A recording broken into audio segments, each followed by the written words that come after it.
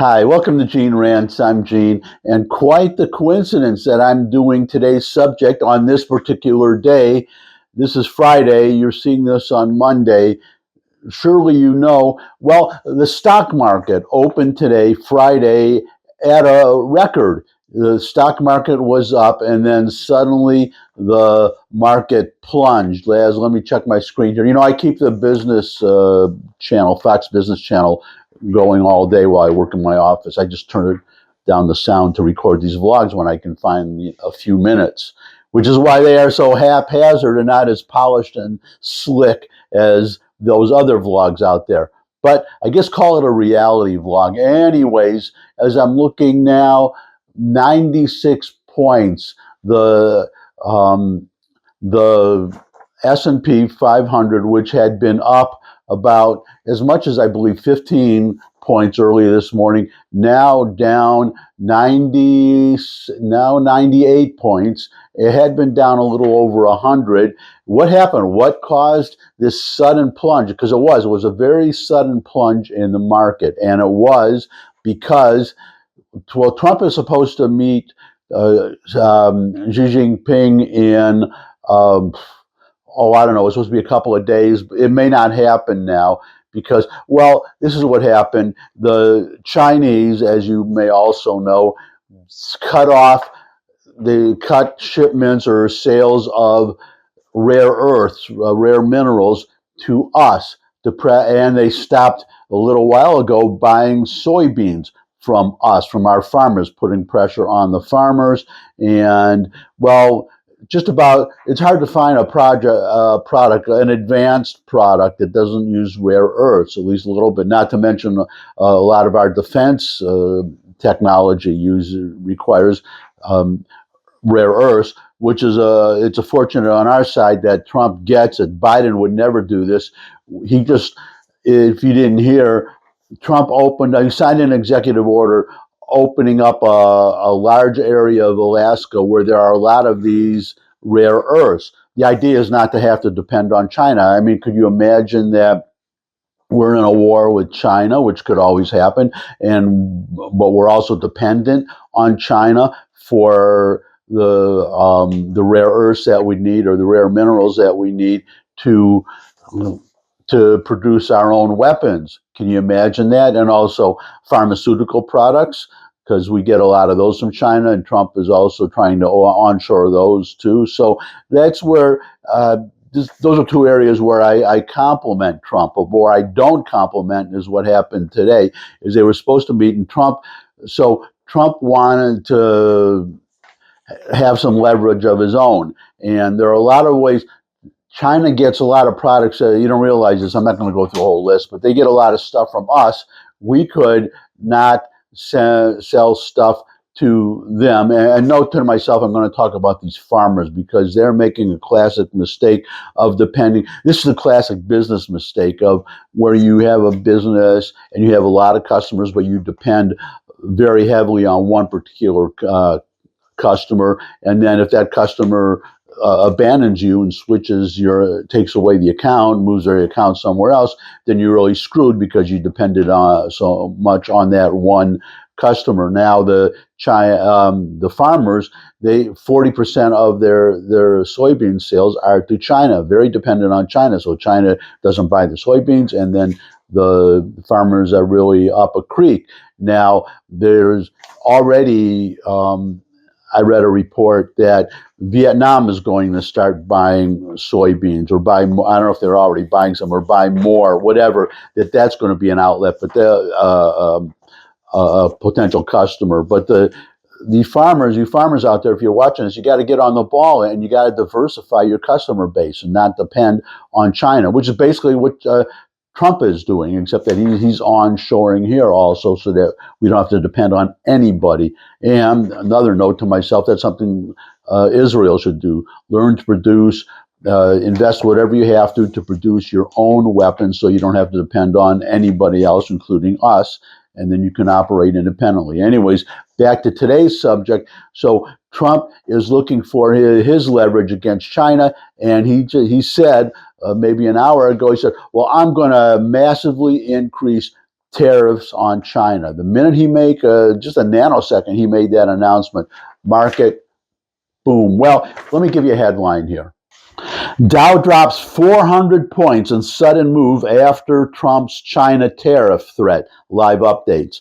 Stocks moved decidedly lower in a rapid move on Friday after President Donald Trump threatened higher tariffs on China, accusing the country of becoming very hostile with its restrictions on rare earth metals, a key resource for the tech and defense industries, what I was just talking about. So now, okay, as I'm looking right now, take a peek. The NASDAQ is down 455 points. I don't see where the Dow is right now. I can't see it. That's got to be way down too. So that's if the NASDAQ is down.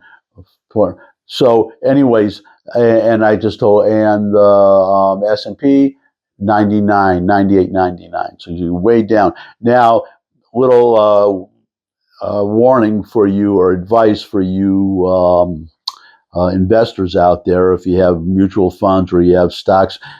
This I could be wrong. Okay, I'm not as they say, I'm not a professional. You invest at your own risk. I'm not saying that you should go out and buy and take advantage of this. So some people are saying buy the dip. What I am saying is, though, I would think twice about selling, because this has happened before where Trump, remember when he held this big chart and he announced all these, this is what the new tariff is going to be, went down a whole list. The market just plunged on that within minutes that day too, but it recovered since, and it hit a record high. We had a record high earlier this morning. But what I want to get to is these tariffs that Trump is just fixating on. That's a solution to to so many problems or issues with international issues, is to impose these tariffs. And he keeps saying this over and over, and it just pisses me off every time he says that. He'll say something. Oh, well, we didn't get Biden was so stupid. We didn't get a dime. We were getting it from all these other countries in tariffs. We were getting ripped off, and so he raised it. So now we've got billions and billions of dollars coming in. It's not coming in, it's being transferred. The tariffs are paid by the importer at the border when they come in. They are paid by the importer. And those costs, to some extent, in fairness to Trump, the sellers, the exporters to us, are lowering their prices as much as they can and reducing their profit margins in order to reduce the cost to us and keep their market. But also, well, Trump said it himself. The Walmart said that we're going to have to raise our price because of these tariffs.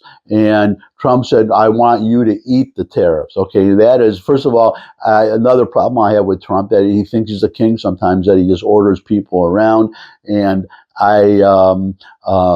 to enemies, that's okay, but he does that to our allies. He does it to our own businesses like Walmart. He does it with Zelensky, the president of Ukraine. He does it with Bibi Netanyahu, prime minister of Israel. And that's no way to treat an ally, number one. And number two is this idea that you never know what he's going to say. Every day he'll suddenly say, well, I'm going to raise a tariff. And what I don't understand, because you have all these businesses, not just Walmart, you have General Motors, so many businesses. You see the stories every day where they say how they're being hurt by the tariffs. You see that if you watch the business channels, you read the business press, I won't say every day, but you'll again and again and again see people saying, well, our profit margins, or how are we being affected by the tariffs? Well, you shouldn't be affected by the tariffs if China or some other company overseas or some other country overseas is paying the tariffs, but they're not. The whole point of tariffs are a tax. They are a sales tax, a national sales tax. That's all they are. Now, there are some justifications for increasing tariffs, for instance, to bring back pharmaceuticals and steel and aluminum, vital materials that we need for our defense, for our national security. That makes sense, but he should be honest and say to the people, okay, you're going to have to, I'm raising these tariffs, and they're going to, you're going to have to pay more, but it's a national security issue. But he never says that. He says, oh, it's painless to you. We're getting all this money flowing in from these other countries. They're not. Now he's talking about a $2,000 whatever rebate. Rebate to whom? It should be, if it's a rebate, or he's going to distribute it. In other words, just to give us some money to mollify us, right, for these higher prices that we're paying. But the only people entitled to receive these rebates, whatever you want to call them, are the companies. If he's going to send the money back to at least some of the money back to Walmart and General Motors and all these companies, I can see that. But he's talking about sending it to farmers, and it's basically a bailout of the farmers paid for by you and me in the form of these tariffs. And it's also affecting. It's kind of odd because we had 3.8% economic growth in the last quarter. So we're having this economic growth, and we're having corporate profits are okay. They're raising their prices to cover these tariffs. And but on the other hand, you're getting some job growth, but I think, I could be wrong, I love to be wrong, but it's going to affect the economy, because when you talk about these tariffs, let's say the steel industry, it's like an iceberg. At the very top, you have, okay, the steel industry, all these steel workers in the factories. Okay, so the factories stay open, steel workers get paid. But you have the big bottom part of the iceberg. All these companies, all these businesses, say washing machine makers and car manufacturers, people that use a lot of steel, they're paying more for the steel. So that raises the price of their products, number one. Number two, less money for them to expand. So they can't they can't invest in their businesses or hire new workers. So it affects you. Tariffs they're a necessary evil sometimes. I would happily pay a high tariff if they repealed if we repealed the 16th Amendment and got rid of the income tax. What I'm afraid of is, well, we have it now, basically, with these new tariffs. We have an income tax and we have a national sales tax. And what I don't understand, and there's one other problem that I say in the title to this vlog, is there's a case coming up, and I think it's going to be argued in December, a Supreme Court case, and a decision, an opinion announced and released in the summer on the constitutionality of these tariffs, because several of these businesses and states, I don't know about the businesses, but I know states are suing, saying that these are unconstitutional. And I give you a little preview here. Again, I could be wrong. I'm not a constitutional expert, but just read. I can read. Remember, the Constitution was not written for lawyers. It was voted for when it was promulgated, put out there for the states to vote on. It was the people who voted for or against the adopting the Constitution. It was meant for the average person to read and understand. And I understand English fairly well, and tariffs are a tax. There's no debate about that. A tariff is a tax. It's just that Trump seems to think that other countries are paying it. But it is a tax, and only Congress has the power to impose a tax. And that's what I'm not going to I should have done it and pulled out a quote for everybody. So I'm paraphrasing, but it says that Congress shall have the sole power, shall have the power to impose taxes, duties, imposts. In other words, tariffs.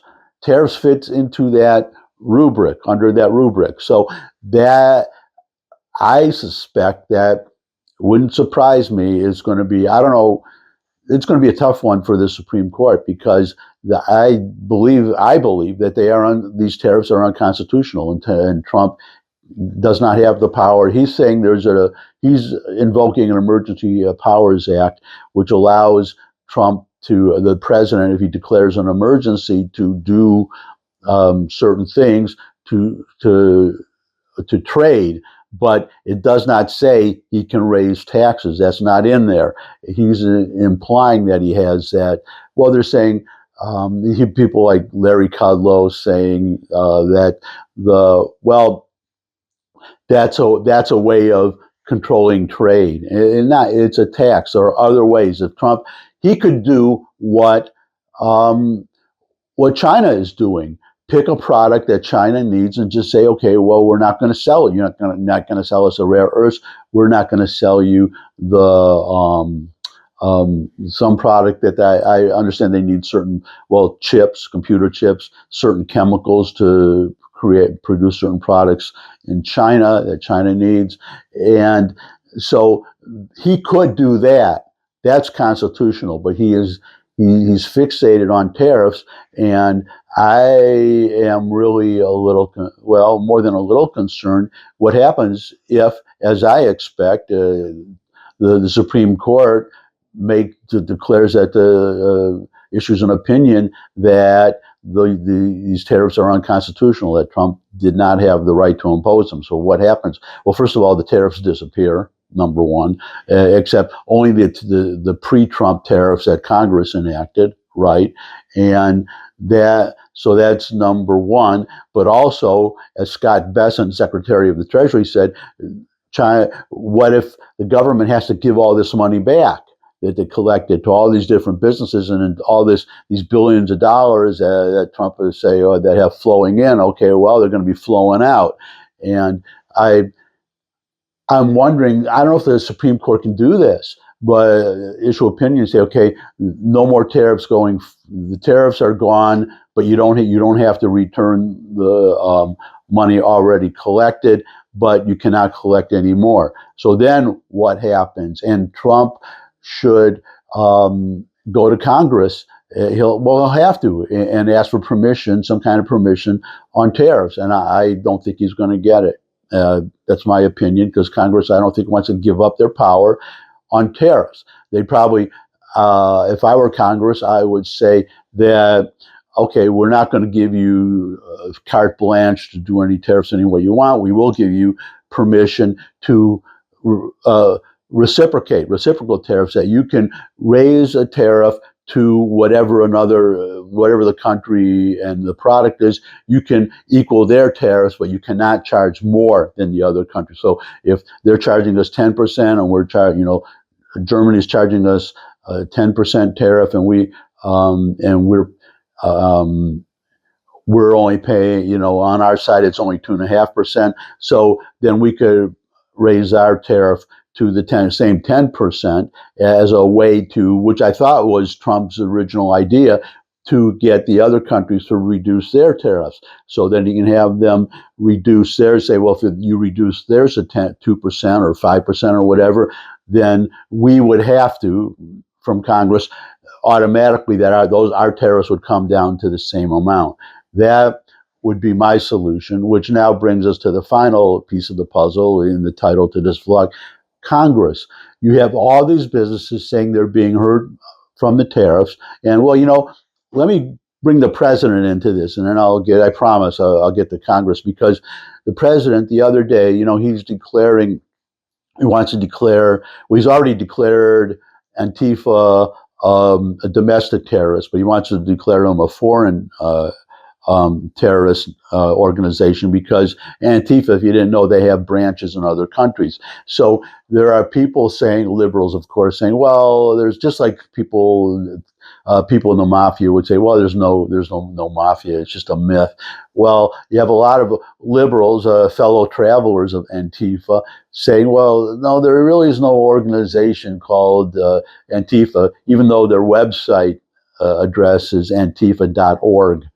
Or was, unless they changed it because somebody pointing this out. It's an organization. So Trump had at the White House one of these hearings, such as Bill Clinton, I remember having during the transition to his first term.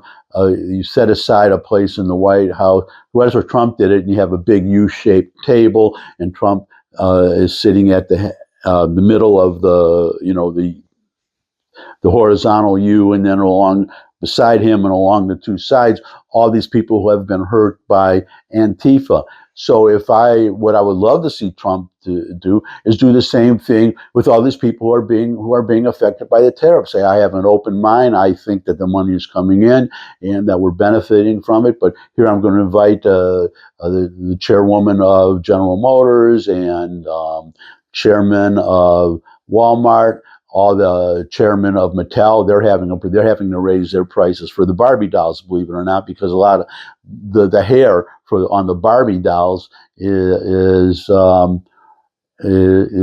imported, and they have all the little things going into the Barbie dolls, and maybe the dolls themselves just they're all subject to these tariffs, and the prices are going up, and it's hurting Mattel. So that's the and if I think it's Mattel that makes Barbie dolls. If I'm wrong, you know always correct me. It's a comment section. One of the things comment section is for, but that's I don't know how hair on Barbie dolls fits under an emergency act, and Trump is using, and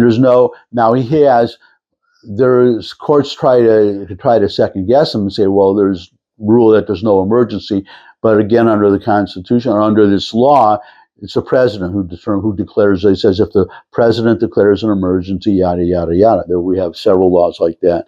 So it specifically says that the president declares if it's an emergency. It's a question of whether he can impose a tariff under the Emergency Act. And I don't see the emergency, because an emergency to me is something like a hurricane or an attack on Pearl Harbor, something that happens right away. It's an emergency. Something has to be done right away. Tariffs have been going on for years and years. There's no justification under emergency justification, and I can see that Trump has to anybody has to immediately impose a tariff.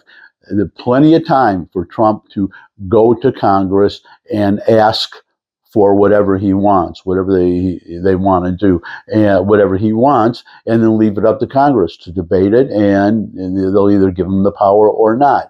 So I don't see an emergency there. But now we get finally, it took me a while, now we get to Congress. And my question is, in the title, where is Congress? Why is Congress not holding hearings? Why is Congress not inviting all these business executives to testify before Congress and testify to how they are being hurt by these tariffs and how they are, and swear under oath that they are paying the tariffs, and that they are paying the tariffs. And this idea of other countries or other companies and other businesses in other countries paying the tariffs, that it's just not true. And put them on the spot. I mean, as I've said many times, I'm conservative, but I am not a Republican, and I do not follow and agree with I don't agree with everything Trump does. I do not follow everything he does. I have several problems with him. A lot of things I think he gets right. I think the Gaza deal will weigh different factors of it. I think overall it's positive, mainly because once all the hostages should be back by Monday, Tuesday latest, and then there will be no more leverage over Hamas. Will have no more leverage over Israel, and Netanyahu actually made a complete. He warned Hamas. He says, if we can do this, as he said before, the easy way or the hard way. And if you renege on anything, then we're going to do it the hard way. So we'll see how that turns out. But as usual, getting off the subject, and that's my signal to stop. So that's it for today. Thanks for stopping by. Your comments always welcome in the comment section. Oh, I do have one more thing to do. Sorry, a little bit of housekeeping. I did a vlog a couple, 1 or 2 days ago about the shutdown, the Schumer shutdown, and I I mentioned two senators who voted, a Democrat and an independent who caucuses with the Democrats, who voted with the Republicans. And I misidentified the independent. I don't remember. I'm not going to replay the whole vlog. Anyways, his name is Angus King. Angus King.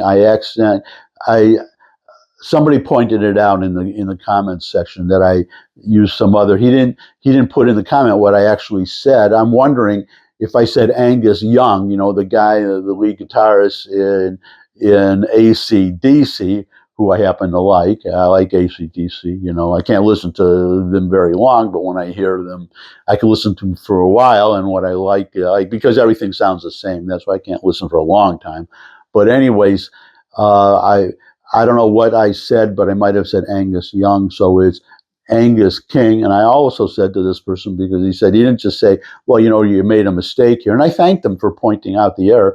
But he said, do your research before you cite somebody. And it's just what I call a verbal typo. And as I pointed out to this commenter, that if you look at the New York Times has a correction section. I haven't read, I don't subscribe to the website. When I was living in New York, I'm in Tennessee, but I used to read the print edition, and usually right behind the front page, or near the front page, they'd have a little box, a correction, amplification and correction, or just correction, whatever it's called, where they would correct mistakes that they made in their stories, minor getting a name wrong, as I did, getting the name of a place wrong, or a date wrong, or a fact wrong, whatever, and they issue a correction. They do that all the time. So as I said, just to let everybody, if I make a mistake, be pointed out. Happy to hear it, and I'm happy as I'm writing that, as I just did,